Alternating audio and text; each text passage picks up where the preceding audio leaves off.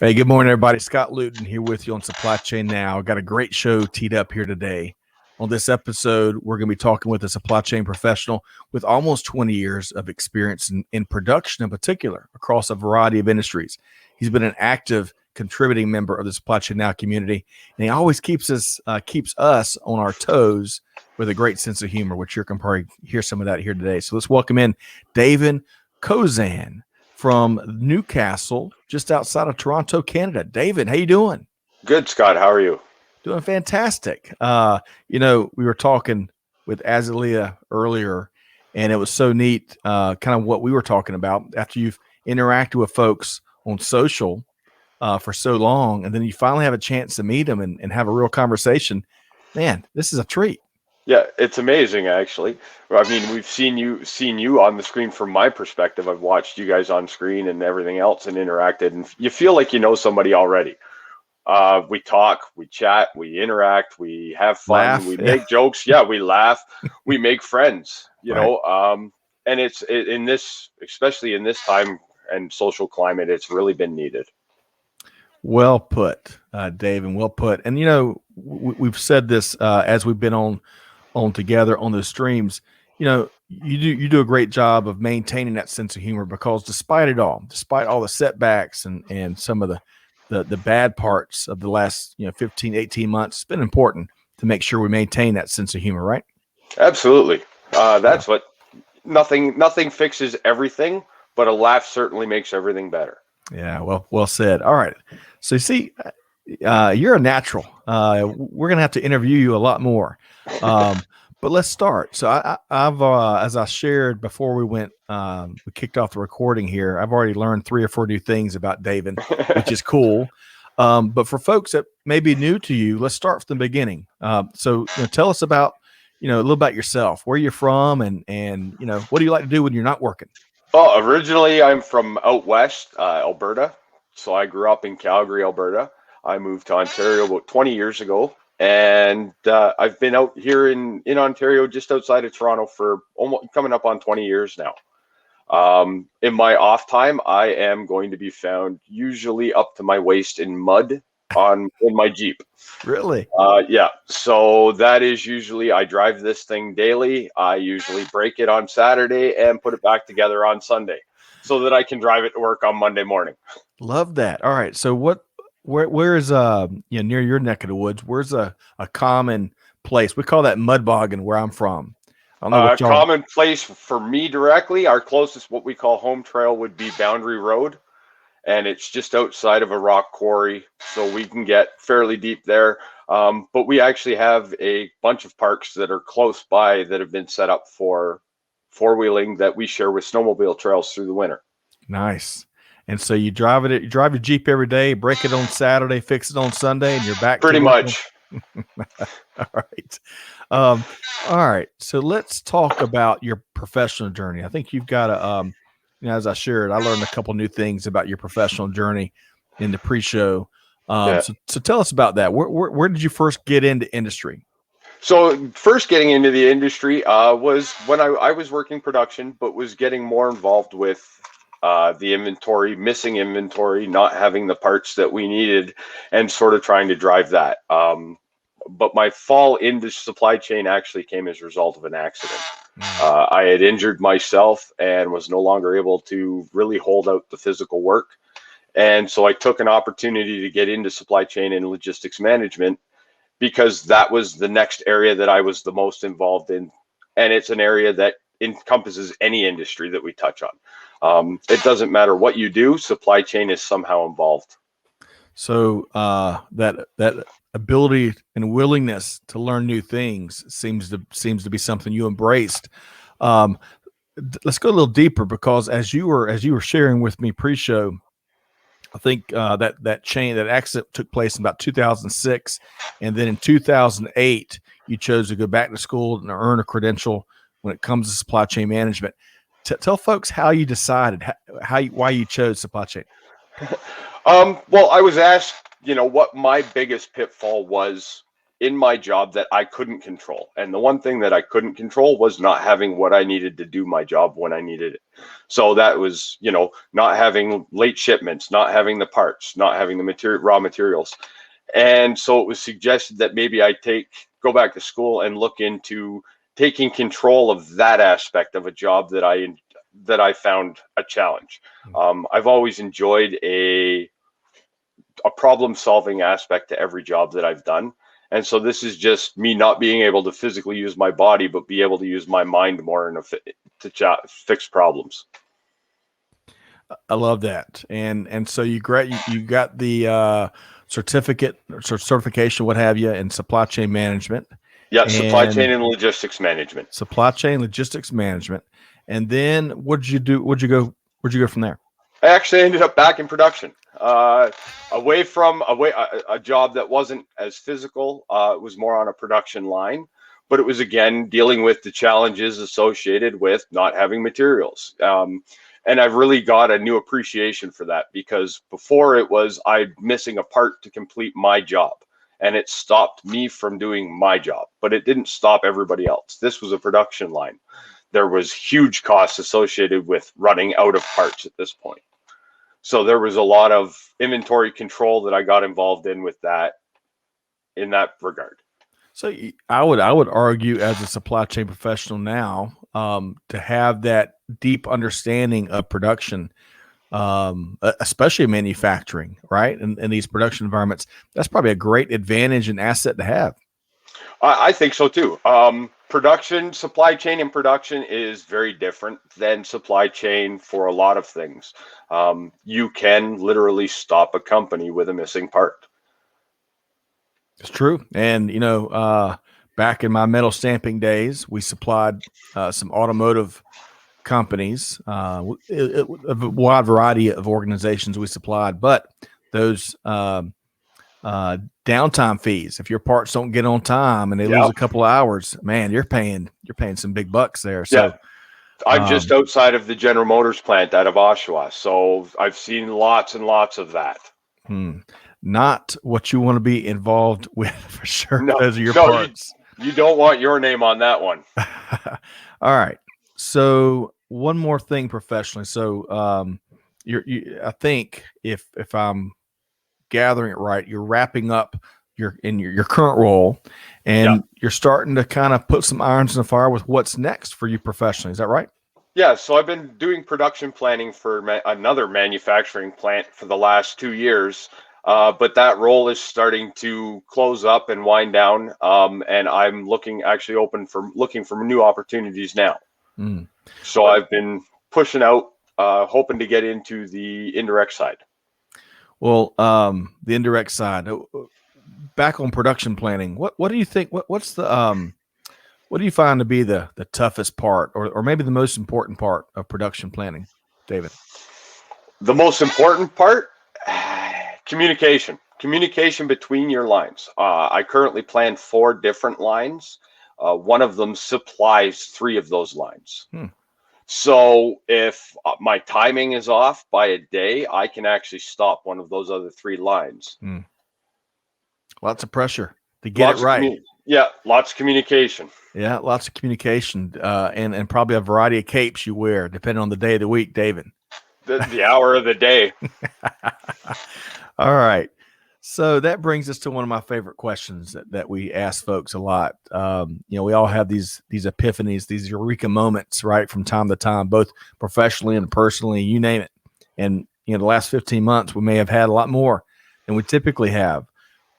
Regardless if it's a recent one or if it's one earlier in your career, what's been a key Eureka moment for you, David? You know what? It's weird, because one thing I've noticed is, as a production worker, we always see problems and we blame it up the fence. And then as I have started to move up said fence, I've started to see that those problems they're valid, but they're not always the end result. Yeah. And, speaking, kind of some what I heard you say there is about those pointing fingers. I had a business partner and just a great all-around guy named Mark Preston that told me once that when you start pointing fingers, when you point fingers, You always have three three pointing back at you. That's right. You knew that too, man. I do. Well, you never win with pointing fingers. I mean, as we all know, it's important to get to root cause of any problem, right? Yeah, any issue. But man, it's best to own it as a team, own it as an individual, certainly own it as a leader. Yeah, and communicate with your teams. That's right, and focus on the process. The 5 whys, another one of my favorites. The process will always get you through. That's right. Well said, Dave. And sounds like we got our first T-shirt there. The process will always get you through. I love that.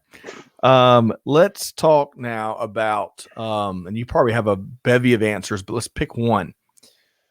One of the silver linings that we found, as we've talked about in previous streams together, is the recognition of consumers that maybe have never been set foot in the global supply chain industry, but they've come to appreciate and understand why they can get stuff same day or next day or 2 days, or even in this crazy environment, why they can return it as easily as they can, even though we've got some challenges. We've got some challenges with that. Yeah, got some challenges there. But beyond, so that's a silver lining. But beyond that, what's one thing you wish more consumers knew about either supply chain or manufacturing? Lead times. Lead times is the biggest thing. I mean, we are currently, if you're in a production market right now, you're putting together your Christmas or your Halloween on the outside. You're running late at this point if you're putting your Halloween together. Your Christmas stuff is in the process of being manufactured. This is how we get things to market. This doesn't happen on a 2-week basis. Well, you might get a kick out of this. So there's been a lot of attention, of course, paid to computer chips, right? And how every industry is using them. That there's some changing dynamics there, and of course, what's hammered. It's one of the things that's hammered the automotive industries, right? Because there's been production lines shut down through some of the major automotive manufacturers because they don't have enough chips. Yep. And so I don't know about you, but I've been reading a lot about this with fascination because I can remember when I was in manufacturing. Getting pressured by really big companies. They were giving me heads up that their orders may take off and we should be better prepared. But as the guy I worked for always told me, take that, but before we order steel coal, make sure they commit to a PO and send you a PO. Yeah, I've got a sneaking suspicion. In fact, I was reading an interesting article in one of the major business publications a few days ago. Real deep dive. It was a good article. However, there was one group saying the suppliers aren't listening to these warnings from the automakers that they're going to need more inventory, or they may need more inventory. They were ignoring that guidance. And I was thinking to myself, probably because it didn't come with a PO. Yeah, exactly. I don't mind taking on for that, but make sure you're going to take it from me because I can't be the one left holding the bag. That is right. And we should, for a handful of folks that may be watching this, or a bunch of folks that we're using these acronyms, purchase order, PO purchase order, right? Yeah. So that's basically their commitment. They're going to pay and own what you bring in and what you make for them. Or these chips as the example, maybe. That's right. Yeah. Okay. So let's move from there. Let's talk about leadership for a second this interview, David, I didn't realize you're as succinct as you are, man. You're pinpoint. All right. So let's talk about leadership, one of my favorite topics. And we all probably can talk about some of the ways and some of the observations in the last 18 months with the pandemic environment, how it shaped our view of real, successful, practical leadership. What is that for you? What are any observations on your end? I've seen a lot of people get recognition. I've seen a lot of people that weren't getting the recognition before getting that recognition now as leaders are realizing that, you know what, we don't, this is what runs our company. It's not, the people that are flying around and doing, stuff outside of our business, outside of our walls. It's the people that are actually in our walls. A good chunk of my office worked from home this year. And we did that because of the pandemic. Anybody that had the ability to do that for childcare reasons, as you know, we were on lockdown for a significant amount of time here in Canada. Just that ability to pivot and send people home and let them work from home in order to keep things running. Because on a production floor where I am, we couldn't stop. We still had to produce. And that's why we're seeing shortages in some places now, is because there were production floors that did stop. Yeah, it's true. One of the things that really brought front and center for us, Davin, was, we've heard about the digital divide for quite some time, going back years. However, when in so many countries, and especially here in the States, and especially our neck of the woods, as you had remote learning. Well, man, if you didn't have the right technology or connectivity at home, you couldn't keep up. Yep. We had folks, unfortunately, in our circles, the families that didn't have the means. So we were trying to find, different things to help. And it really, for us at least, I don't know about you, but it really brought this notion, this phrase I'd heard for a couple of years. And it really brought it home, Your neighbor. Yeah, exactly. Take care of your neighbor. That's right. And that's just it. The one thing I've seen in this pandemic that not even having anything to do with corporate is the return of kindness. I'm not sure that it disappeared before, just we didn't see it as much, but we've all been focused on everything on the screens in front of us for so long that now, with the world slowing down, and you were seeing these acts of kindness. We've seen people out here that have struggled because of losses of jobs, where people have just community members, not corporations, but community members are stepping in to help everybody else. So will the kindness sustain and endure? I think it's going to continue. I think a lot of people have rediscovered what it feels like to do good. Nice. Man, Davin, can you talk to me every morning as I jump out of bed? This is good stuff. All right. I don't know if you'll be up at 4. So I'm gonna add a couple of questions here since you're so efficient. I'm gonna add just a couple of quick questions. I asked you earlier about what consumers should know more about supply chain or manufacturing. Let's take that a step further. Being on the production floor, what should more people know about, that hard, in some, not all cases, but in many cases, that's a lot of hard work. What should more folks know about the good people on the production floor making it happen? They work hard. The shop I work in, we go from one extreme to the next. It's either heavy work, it's hot work, or it's both. We do painting on site. So we have people that are working in a paint shop. They are in the summer. Yes, I'm in Canada, and yes, it's minus 20 out right now. But let me tell you, come July, it's going to be 40 degrees Celsius, and these people are going to still show up for work every day, and they're going to put in, and they appreciate the things they put out. I think more people need to realize that there's another body on the other end of that product they're holding, and that person has busted to put it out for them. Love that. There's so much there. Davin, as I mentioned, you got to get in front of the microphone more often. And really quick, I'm trying to calculate. Man, I might need my protractor. 40 degrees Celsius. What is that? Fahrenheit. Probably pretty close to 85. Oh, okay. All right. Or more. Yeah. So down here in our neck of the woods, and I spent some time, this is where my manufacturing experience came in Georgia, where we've got these hot, 100 degree on some days, 100 degrees. And to your point, just the amount of work that goes on these production floors, and just the environment, and we don't want to. Manufacturing has evolved so much, right, in the last 100 years, and certainly don't want to paint the wrong picture, but still, these are folks that earn those paychecks, and leave skin on the table doing it. Yeah, great point. And I liked how you said that person on the other side of the product. I mean, that's really an important visual for any consumer listening to this. So I appreciate that. And just so you know, I've been to my first trip to Georgia was in July. Okay, well then what I'm talking about. I was in an extrusion plant in Griffin. Really? Yes. Small world. That's just right down the road from us here, David. How long ago was that? That was in 2016, I believe it was. Okay, man. And yeah, so I spent a week just down the road from AMS. I actually, unfortunately, had to leave the weekend before the race. Atlanta and AMS, of course, Atlanta Motor Speedway. For any of you automotive fans, so Greg will get a kick out of that. I am lost when it comes to the world of auto racing, but AMS evidently is a big venue for that for folks in auto racing, right? Oh, absolutely, Hotlanta. Hotlanta. All right.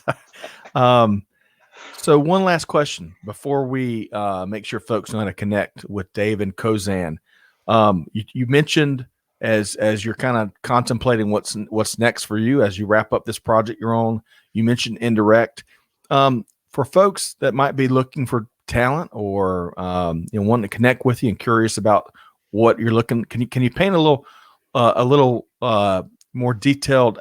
What kind of role specifically, what roles are you looking for? You think? I really want to get more involved in the buying of the materials, the actual sourcing and getting those materials in play for those production lines. I think I want to stick with manufacturing to some extent. I know it well. I've been through, several different styles of it, be it piecework to line work. Yep. And so I think that is where I want to stay, but I want to get more involved with actually making sure that the guys that I used to be that were so frustrated about not having their parts, that they have their parts. Love that. Love that. Always a pleasure to connect. Again, I can't believe how efficient you are with, but that's a good thing. I was telling Azalea yesterday, who y'all have that in common. She uses, if she needs 7 words, much like you, she uses 7 words, much like you. And I'll use 27 when I need 7. So that's kind of lots of waste there, David. But nevertheless, how can folks connect with Davin Kozan? Probably on LinkedIn is the easiest way. I'm there all the time. I'm always on live streams when I get the opportunity. It's the easiest way to get a hold of me. I check it all the time.